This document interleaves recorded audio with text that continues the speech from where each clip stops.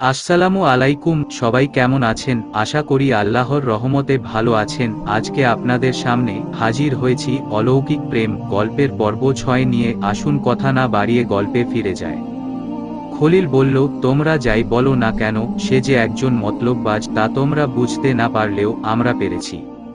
যদি ভালো লোক হতো তাহলে আমাদেরকে না জানিয়ে তোমাকে হাত করে তড়িঘড়ি কাজটা সমাধা করতো না। আমি আর এক সপ্তাহ এখানে থাকবো না, জাকিরকে নিয়ে এক্ষুনি চলে যাব। কোনো দিন এই বউকে ঘরে তুলব না, আর জাকিরকেও এদিকে আসতে দেব না। এই কথা বলে সে চলে যাওয়ার জন্য উঠে দাঁড়ালো। সুফিয়া এতক্ষণ কোনো কথা বলেনি। খলিলকে উঠে দাঁড়াতে দেখে বলল, খলিল, তুই আমাদেরকে ভুল বুঝতেছিস। যাই হোক, চলেই যখন যাবি তখন এই বেলা থেকে যা, বিকেলে যাবি, তা না হলে আমরা মনে খুব কষ্ট পাব। অগত্যা খলিল সেই বেলা থেকে গেল। বিকেলে যাওয়ার সময় জাকিরকে বলল, তুইও আমার সঙ্গে চল। জাকির বলল, তুমি যাও, আমি পড়ে যাব। খলিল রেগে গিয়ে বলল, না, এক্ষুনি আমার সঙ্গে যাবি। জাকির নির্ভীক কণ্ঠে বলল, বললাম তো পড়ে যাব। খলিল রাগ সামলাতে পারল না, গর্জে উঠে বলল, কি তোর এত বড় সাহস? বিয়ে করতে না করতেই এখনই আমার মুখের উপর কথা বলছিস? দেখাচ্ছি মজা, বলে মারার জন্য হাত তুলে এগিয়ে এলো। গোফরান খলিলকে ধরে ফেলল, আর সুফিয়া জাকিরকে আগলে রেখে খলিলকে উদ্দেশ্য করে বলল, আমাদের সামনে জাকিরকে মারতে চাস? এটা কি তোর উচিত? ও এমন কিছু অন্যায় করেনি যে জন্যে তুই ওকে মারবি। তোর মনে রাখা উচিত, জাকির এখন বড় হয়েছে, বিয়ে করেছে, ওর স্বাধীন মতো প্রকাশ করার মতো গানও হয়েছে। খলিল আর কিছু না বলে দ্রুত সেখান থেকে বেরিয়ে বাড়ির পথ ধরল। খলিল চলে যাওয়ার পর সুফিয়া জাকিরকে বলল, তুইও ঘরে যা। জাকির এসে দেখল সাদিয়ার চোখ থেকে টপ টপ করে পানি পড়ছে। বলল, এত সামান্য ব্যাপারে তুমি কাঁদছো কেন? সাদিয়া তার পায়ের কাছে বসে দুই পা জড়িয়ে ধরে ভিজে গলায় বলল, আমার জন্য আপনাকে অপমান হতে হলো। জাকির তাকে তুলে আলিঙ্গনবদ্ধ করে বলল, পাগলি, এতে অপমান হলাম কোথায়? বড় ভাই রাগারাগি করলে বা মারধর করলে অপমান হয় না। বড় ভাই বাপের মতো, প্রয়োজন হলে শাসন করবে, ওসব নিয়ে আমি চিন্তা করি না। তারপর আলিঙ্গন মুক্ত করে তার চোখের পানি মুছে দেওয়ার সময় বলল, তুমি ওইদিন বললে না আব্বা আমাদেরকে ধৈর্য ধরতে বলেছেন? সাদিয়া বলল, বড় ভাইয়া আপনাকে রাগারাগি করতে শুনে সে কথা ভুলে গিয়েছিলাম। এদিকে বাড়িতে এসে খলিল আম্মাকে সব কথা জানিয়ে বলল, বুবু আমাকে ছেটি বউকে দেখিয়েছে, এত রূপ কোনো মেয়ের থাকতে পারে না। আমার ধারণা ছোট বউ পরি। দিলারা খানম শুনে কিছুক্ষণ চুপ করে থেকে বললেন, ঠিক আছে, সুফিয়া ও জামাই আসুক, তারপর যা করার করা যাবে। এই ঘটনার কয়েকদিন পর নেসার ফকির এনায়েতপুরে জাকিরদের বাড়িতে এলেন। খলিল তার পরিচয় পেয়ে এবং তার বেশভূষা দেখে খুব রেগে গিয়ে বলল, আমার ভাইকে ছেলে মানুষ পেয়ে খুব চালাকির সাথে তাকে জামাই করেছেন, এখানে আবার এসেছেন কেন? নেসার ফকির তার রাগকে গ্রাহ্য না করে খুব নরম সুরে বললেন, আমি আপনার আম্মার সঙ্গে কথা বলতে এসেছি। আপনি রাগ করছেন কেন? আল্লাহ পাকের ইশারা ছাড়া বিশ্ব জগতে কিছুই ঘটে না। খলিল রাগের সাথেই বলল, কিন্তু মানুষকে আল্লাহ বিবেক দিয়ে যা ইচ্ছা তা করার ক্ষমতা দিয়েছেন, তাই মানুষ ছলে বলে কৌশলে নিজের স্বার্থ সিদ্ধির জন্য যা ইচ্ছা তাই করছে। আপনিও সেই সুযোগের সদ্ব্যবহার করেছেন। নেসার ফকির বললেন, আপনার কথা অবশ্য ঠিক, তবে আমি কি জন্যে করেছি তা আপনাকে বলবো না, আপনার আম্মাকে বলবো। পর্দার আড়াল থেকে ওর সঙ্গে কয়েকটা কথা বলে আমি চলে যাব।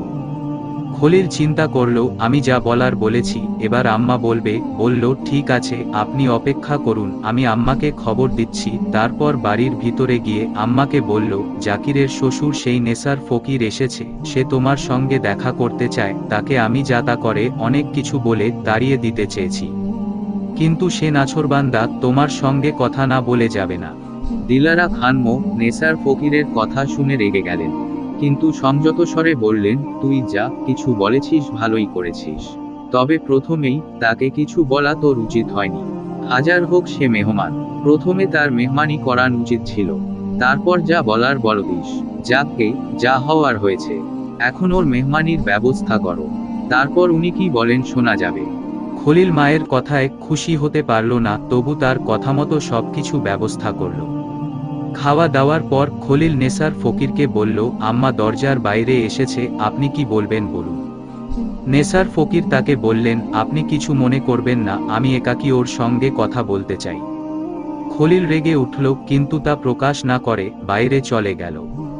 খলিল চলে যাওয়ার পর নেসার ফকির দিলারা খানমকে সালাম দিয়ে নিচু স্বরে এমন কিছু কথা বললেন যা শুনে দিলারা খানমের রাগ পানি হয়ে গেল এবং নিজেকে অপরাধী মনে করলেন। অল্পক্ষণ চুপ করে থেকে বললেন, আমরা আপনার সম্বন্ধে নানারকম আজেবাজে কথা শুনেছিলাম, তাই আমাদেরকে না জানিয়ে জাকিরকে জামাই করেছেন শুনে আপনার প্রতি খুব অসন্তুষ্ট হয়ে যাতা করে বলেছি। আমার বড় ছেলেও আপনাকে অনেক কিছু বলে অপমান করেছে, আপনি আল্লাহওয়ালা লোক, আমাদেরকে মাফ করে দিন। নেসার ফকির বললেন, আমাকে অত বড় করে বলবেন না, যা বললেন তা যদি আমি না হই তাহলে আপনি গুনাহগার হবেন। আল্লাহওয়ালা হওয়া চারটিখানি কথা নয়। তারপর কিছুক্ষণ চুপ করে থেকে বললেন, আল্লাহ পাক আমাদের সবাইকে মাফ করুন, আমি কোনো দিন কারো কথায় কিছু মনে করি না। এবার দুই একটা অনুরোধ করছি, আপনি আমার মেয়েকে নিজের মেয়ের মতো দেখবেন, দোষ ত্রুটি করলে মাফ করে শুধরে দেবেন। বিয়ের ব্যাপারে আপনার মেয়ে জামাইয়ের কোনো দোষ নেই, আমি নিজে এই কাজ করিয়েছি, তাদের উপর মনে কষ্ট রাখবেন না, ছেলে বউকে নিয়ে আসার ব্যবস্থা করবেন। আমার আর কিছু বলার নেই, এখন আমাকে যাওয়ার এজাজত দিন বিয়ান সাহেবা। দিলারা খানম বললেন, আজ থেকে যান, কাল না হয় যাবেন। নেসার ফকির বললেন, না বিয়ান সাহেবা, আমি থাকতে পারবো না, আপনার বিয়ান ঘরে একা আছে। দিলারা খানম বললেন, তাহলে তো আপনাকে আটকাতে পারবো না, আবার আসবেন ইনশাআল্লাহ, আমি আপনার কথা মতো সবকিছু করব। নেসার ফকির আলহামদুলিল্লাহ বলে সালাম বিনিময় করে বিদায় নিয়ে ফিরে চললেন। ফেরার পথে প্রথমে গোফরানদের বাড়িতে গিয়ে তাকে বললেন, আমি আপনার শাশুড়ির সঙ্গে দেখা করে যা বলার বুঝিয়ে বলে এসেছি, আপনি আপনার স্ত্রী জাকির ও সাদিয়াকে নিয়ে 2-4 দিনের মধ্যে সেখানে যাবেন। তারপর সাদিয়ার সঙ্গে দেখা করে অনেক কথা বুঝিয়ে বলে বাড়ি চলে গেলেন। নেসার ফকির চলে যাওয়ার পর খলিল ঘরে এসে মাকে জিজ্ঞেস করল, ফকির বেটা কি বলে গেল? দিলারা খানম রেগে গিয়ে বললেন, মুরুব্বি লোকের সম্বন্ধে এরকম বেয়াদবের মতো কথা বলছিস কেন? তোর তালি সাহেব হন না, তাছাড়া উনি খুব কামেল লোক। খলিল বুঝতে পারল ফকির বেটা নিশ্চয় মাকে বশ করে তার মন ঘুরিয়ে ফেলেছে। বলল, মুরুব্বি লোক অন্যায় করলে বলবো না কেন, 100 বার বলবো। দিলারা খানম আরও রেগে গিয়ে বললেন, না বলবি না, আমি ওর সঙ্গে 2-4টে কথা বলে এবং ওর কথা শুনে বুঝেছি উনি খুব বুজুর্গ লোক, ওর মেয়েকে যে আমাদের বাড়িতে বিয়ে দিয়েছেন সেটা আমাদের সৌভাগ্য। তুই ওর সম্বন্ধে আজেবাজে কথা বলবি না, যা বলছি শোন, যত তাড়াতাড়ি পারিস সমেশপুরে গিয়ে জাকিরকে ও বউকে নিয়ে আয়। খলিলও রেগে গিয়ে বলল, ফকির বেটা নিশ্চয় কিছু করে তোমাকে বশ করেছে, তাই তুমি ঘুরে গেছো, আমি ওই মতলববাজের মেয়েকে ঘরে আনতে পারবো না। দিলারা খানম গর্জে উঠে বললেন, তুই ছেলেমেয়ের বাপ হয়েও আমার সঙ্গে তর্ক করেছিস, তোর আব্বা বেঁচে থাকলে মুখের উপর কথা বলতে পারতিস, তুই আমার কথার অবাধ্য হবি, একথা ভাবতেই পারছি না। ঠিক আছে, আমি অন্য কাউকে দিয়ে জাকিরকে খবর পাঠাবো, সে যেন বউকে নিয়ে ঘরে আসে। কথা বলতে বলতে ওর চোখে পানি এসে গেল, কথা শেষ করে আঁচলে চোখ মুছতে লাগলেন। মায়ের কথা শুনে ও চোখে পানি দেখে খলিলের রাগ পড়ার সাথে সাথে নিজের ভুল বুঝতে পারল। বলল, রাগের বশে আমি অন্যায় করে ফেলেছি আম্মা, তুমি আমাকে মাফ করে দাও, আমি 2-3 দিনের মধ্যে ওদেরকে আনতে সমেশপুর যাব। খলিলের স্ত্রী নিহারবানু স্বামীর ও শাশুড়ির কথা শুনেছে, তখন কিছু না বললেও পরে স্বামীকে বলল, তুমি যে ছোট বউকে আনতে যাবে সে যদি পরী হয় তাহলে কি হবে? শুনেছি পরীরা মানুষের বাচ্চাদের সহ্য করতে পারে না, আমার ছেলেমেয়েদের অনেক কষ্ট দেবে। খলিল বলল, আমিও ওইরকম শুনেছি, কিন্তু ফকির বেটা আম্মাকে বশ করে ফেলেছে। ভেবে দেখলাম ছোট বউকে না আনলে আম্মা ভীষণ মনে কষ্ট পাবে। নিয়ে এসে দেখি না সে সত্যি পরী কিনা, যদি তাই হয় তাহলে সংসার আলাদা করে নেব। নিহারবানু বলল, তোমার বুদ্ধি বলতে কিছু নেই, সংসার আলাদা হয়ে গেলে ছোট বউ হিংসা করে আরো বেশি, আমাদের ক্ষতি করবে। জাকির পরীকে বিয়ে করেছে বলে যে শুধু তার রাগ তা নয়।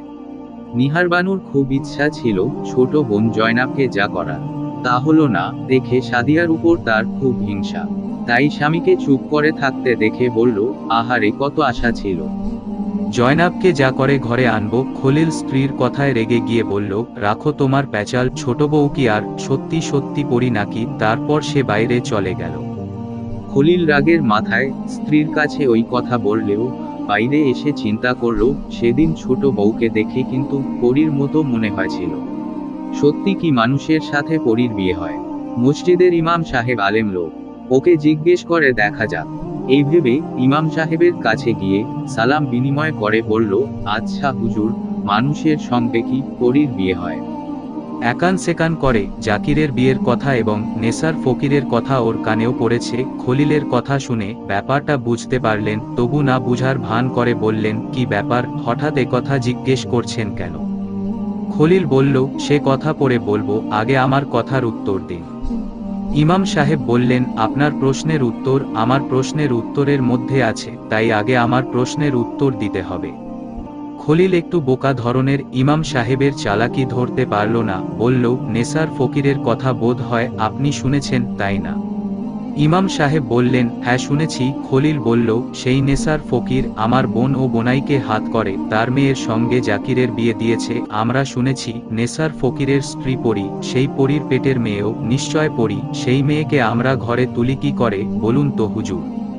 ইমাম সাহেব বললেন, পরীর চিন্তা মন থেকে ঝেড়ে ফেলুন। যেদিন নেসার ফকির আপনাদের বাড়িতে এসেছিলেন সেদিন আমার সঙ্গে দেখা হয়েছিল। পরিচয় হওয়ার পর কিছুক্ষণ কথা বলে বুঝতে পারলাম ওর সম্বন্ধে যা কিছু শুনেছি তা ভুল। উনি খুব কামেল ও আল্লাহওয়ালা লোক। জাকিরের ও আপনাদের খুব সৌভাগ্য, ওর মেয়ে আপনাদের বাড়ির বউ হয়েছে। শুনলাম আপনারা সেই মেয়েকে ঘরে তুলেননি, আপনার বোনের বাড়িতে রয়েছে। আমার কথা শুনুন, ওইসব বাজে চিন্তা না করে জাকির ও তার বউকে ঘরে নিয়ে আসুন। খলিল আর কিছু বলতে না পেরে সালাম বিনিময় করে ফিরে আসার সময় ভাবল, ফকির বেটা নিশ্চয় জাদু জানে, তা না হলে যার সঙ্গে কথা বলে সেই তার বশ হয়ে যায়। কি আর করা, বউকে এনেই দেখা যাক। তখন চাষের মৌসুম, যাই যাই করেও কাজের চাপে খলিল সমেশপুর যেতে পারছে না। কাজের চাপ কমার পর যেদিন যাবে বলে ভাবল, সেদিন বেরোবার আগে গোফরান সবাইকে নিয়ে শ্বশুরবাড়ি এসে পৌঁছালো। সুফিয়া মাকে সালাম করে সাদিয়াকে বলল, সালাম করো উনি আম্মা। সাদিয়া সালাম করতে দিলারা খানম বউয়ের মাথায় চুমু খেয়ে বুকে জড়িয়ে দোয়া করলেন, আল্লাহ তোমাদের জনের হায়াতে তৈয়বা দিক, তোমাদেরকে সুখী করুক। তারপর বউয়ের মুখে চাদর জড়ানো দেখে তা সরিয়ে দিয়ে খুব অবাক হলেন। ভাবলেন, খলিলের আর দোষ দেব কি, যে কেউ বউকে দেখবে সেই পরি মনে করবে। তাড়াতাড়ি চাদরটা আগের মতো ঢেকে দিলেন। তারপর নিহারবানুকে দেখিয়ে বললেন, তোমার বড় যা, সালাম করো। দিলারা খানম যখন সাদিয়ার মুখের চাদর সরিয়ে মুখ দেখেন তখন নিহারবানু ও দেখেছে। দেখে তার ভিমরি খাবার মতো উপক্রম হয়েছিল। এখন সালাম করতে এলে কয়েক পা পিছিয়ে গিয়ে বলল, আমাকে সালাম করতে হবে না। পাড়ার মেয়েরা জানতে পেরে বউ দেখার জন্য ভিড় করতে লাগলো। সুফিয়া তাদেরকে পরে আসার কথা বলে বিদায় করে দিল। তারপর জাকিরকে বলল, তুই ছোট বউকে নিয়ে তোর ঘরে যা। জাকির সাদিয়াকে নিয়ে ঘরে চলে যাওয়ার পর সুফিয়া মাকে তার ঘরে নিয়ে গিয়ে বলল, আম্মা তুমি ছোট ভাবিকে খুব সাবধানে রাখবে, ও খুব সুখী মেয়ে, আর পাড়ার কোনো মেয়েকেই ওর মুখের কাপড় সরিয়ে দেখাবে না।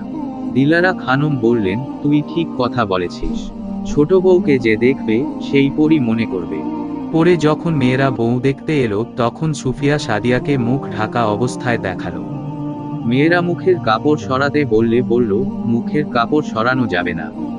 মেয়েদের মধ্যে অনেকে বলে উঠল, এ কেমন কথা, বউয়ের মুখ না দেখলে বউ দেখা হয় নাকি? তারপর তারা ভালো মন্দ নানা রকম মন্তব্য করতে করতে ফিরে গেল।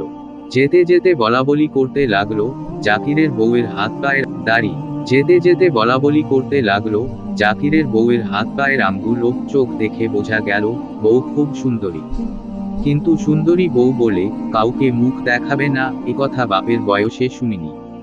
দেখো কতদিন মুখ না দেখিয়ে থাকতে পারে। মানুষ কথাই বলে, প্রথম দিকে নতুন বউয়ের মুখ দেখা না গেলেও কিছুদিন পর তার পদও দেখা যায়। এই কথায় সবাই হেসে উঠল। একজন বয়স্কা মেয়ে বলল, তোদের কথা অবশ্য ঠিক, তবে আমার কিন্তু অন্য কথা মনে হচ্ছে। নাতবউ সম্পর্কের মেয়েরা বলে উঠল, কি কথা মনে হচ্ছে বলো না দাদি। বয়স্ক মেয়েটি বলল, কেন তোরা কি নেসার ফকিরের কথা শুনিসনি? সে পরীকে বিয়ে করেছে, আর জাকির সেই পরীর পেটের মেয়েকে বিয়ে করেছে। পরীর পেটের মেয়ে পরী হয়। আমরা জেনে যাব বলে কাউকে মুখ দেখালো না। অন্য মেয়েরা বলল, হ্যাঁ দাদি আপনার কথাই ঠিক। বয়স্কা মেয়েটি আবার বলল, আমার কথা ঠিক কিনা এখন বলতে পারছি না, তবে কিছুদিন পর সত্য মিথ্যা জানা যাবে। সুফিয়া 3-4 দিন থেকে স্বামীর সঙ্গে সমেশপুর ফিরে এলো। সাদিয়া শ্বশুর বাড়িতে এসে শাশুড়ির সহযোগিতায় কিছু দিনের মাঝে সংসারের কাজে পারদর্শী হয়ে উঠল। বেশিরভাগ কাজ সেই করে। বড় যা তার উপর অসন্তুষ্ট তা বুঝতে পেরে তাকে খুশি রাখার চেষ্টা করে। কিন্তু নিহারবানু খুশি হতে পারে না, তার মনে শান্তি নেই। কারণ ছোট জায়ের সবকিছু ভালো হলে কি হবে, ওই যে কথায় আছে না, যাকে দেখতে না পারি তার চলন বাঁকা। এক ঘরে কতক্ষণ আর সাদিয়া নিজেকে ঢেকে রাখবে? নিহারবানু যত তাকে দেখছে তত তার রূপ ও কাজকাম দেখে দৃঢ় ধারণা হচ্ছে সে পরী। তাই আতঙ্কিত হয়ে সংসার আলাদা করার জন্য স্বামীর কান ভারী করতে লাগলো। একদিন নিহারবানুর কোলের বাচ্চা মেয়েটা ঘুম থেকে উঠে চেঁচাচ্ছিল। নিহারবানু তখন পুকুর ঘাটে গোসল করতে গিয়েছে।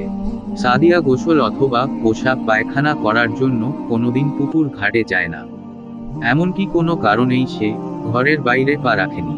ওই সবের জন্য জাকির উঠোনের একদিকে বেড়া দিয়ে ঘিরে ব্যবস্থা করে দিয়েছে। প্রতিদিন রাতে জাকির সেখানে পুকুর থেকে পানি এনে মটকা ভরে রাখে। সাদিয়া ফজরের আগে সেই পানিতে যা কিছু করার করে নেয়। এখন সে জোহরের নামাজ পড়ে কুরআন শরীফ তিলাওয়াত করছিল। বাচ্চার কান্না শুনে কুরআন শরীফ পড়া বন্ধ রেখে ঘর থেকে বেরিয়ে বাচ্চাকে কোলে নিল। তারপর চুমু খেতে খেতে আদর করে কান্না থামাতে চেষ্টা করল। দিলারা খানম তখনও নামাজ পড়ছিলেন। এমন সময় নিহারবানু ঘাট থেকে ফিরে দৃশ্যটা দেখে ভাবল, সাদিয়া বাচ্চার গালে কামড়াচ্ছে, তাই সে চিৎকার করে কান্না করছে। ভয় পেয়ে তাড়াতাড়ি এসে সাদিয়ার কাছ থেকে ছো মেরে কেড়ে নিয়ে বলল, তুমি মানুষ না অন্য কিছু? তা না হলে দুধের বাচ্চাকে কামড়ে মেরে ফেলতে চাচ্ছ? বড় জায়ের কথা শুনে সাদিয়া যেমন খুব অবাক হলো, তেমনি মনে ব্যথাও পেল। ছলো ছলো চোখে বলল, বুবু আপনি এমন কথা বলতে পারলেন? নিহারবানু বলল, পারবো না কেন, নিজের চোখেই তো দেখলাম। সাদিয়া আর কোনো কথা না বলে চোখ মুছতে মুছতে নিজের ঘরে চলে গেল। নিহারবানু শাশুড়িকে শুনিয়ে শুনিয়ে বলতে লাগলো, জাকির ভাই পরীকে বিয়ে করে এনেছে। পরীরা মানুষের ক্ষতি করে শুনেছি, কিন্তু এই পরী তো আমার দুধের বাচ্চাকে মেরে ফেলতে চেয়েছিল। ঘাট থেকে ফিরতে আরেকটু দেরি হলে মেরাই ফেলতো। দিলারা খানম নামাজ শেষ করে তার কাছে এসে বললেন, বড় বউ, এ তুমি কি কথা বলছো? এরকম কথা আর বলবে না। সাদিয়া আসার পর থেকে নিহারবানু লক্ষ্য করেছে শাশুড়ি তাকেই বেশি ভালোবাসেন। আগে অসুখ বিসুখ হলে খোঁজ খবর নিতেন, সাদিয়া আসার পর থেকে তেমন আর ভালো খোঁজ খবর রাখেননি। এইসব দেখে শুনে নিহারবানু শাশুড়ির প্রতি বেশ রাগ ও অভিমান ছিল। এখন ওনার কথা শুনে বলল, কেন বলবো না? তারপর মেয়ের একদিকের গাল দেখিয়ে বলল, দেখুন না, ওই পরীটা কামড়ে লাল করে দিয়েছে। দিলারা খানম দেখে বললেন, এটা তো মাথার শক্ত বালিশের দাগ, কামড়ালে তো দাঁতের দাগ থাকতো। তারপর সাদিয়ার কাছে গিয়ে বললেন, ছোট বউ কি হয়েছে বলো তো? সাদিয়ার চোখ থেকে তখনও পানি পড়ছিল। সেই অবস্থাতেই যা হয়েছিল তা বলে বলল, সত্যি বলছি আম্মা, আমি ফেরেশতার মতো নিষ্পাপ বাচ্চাকে কামড়াইনি। কোনো মেয়ে কি তা পারে? দিলারা খানম চোখের পানি মুছে দিয়ে বললেন, আমি বড় বউয়ের কথা বিশ্বাস করিনি, তুমি কেঁদো না মা। তারপর বড় বউয়ের কাছে এসে বললেন, ছোট বউ তোমাদের ছেলেমেয়েদের কত ভালোবাসে, আদর যত্ন করে, আর তুমি কিনা তাকে এরকম করে বদনাম করছো। আসলে ছোট বউকে তুমি দেখতে পারো না, আর কখনো ওই রকম কথা বলবে না। এতদিন হলে তোমার সাথে রয়েছে, সে পরী না সত্যিকারের মেয়ে মানুষ, তা বুঝতে পারলে না। নিহারবানু মুখ গুমরা করে নিজের ঘরে চলে গেল। ওই দিন রাতে নিহাবানু স্বামীকে দুপুরের ঘটনাটা মিথ্যে করে বানিয়ে বলল, তোমাকে কতদিন থেকে বলছি সংসার আলাদা করে নাও, যেদিন ওই পরীটা আমার বাচ্চাকে শেষ করে দিবে সেদিন টের পাবে। গল্পটি কেমন লাগলো কমেন্ট করে জানাবেন। আজকের মতো বিদায় নিচ্ছি, দেখা হবে আগামী পর্বে। আসসালামু আলাইকুম।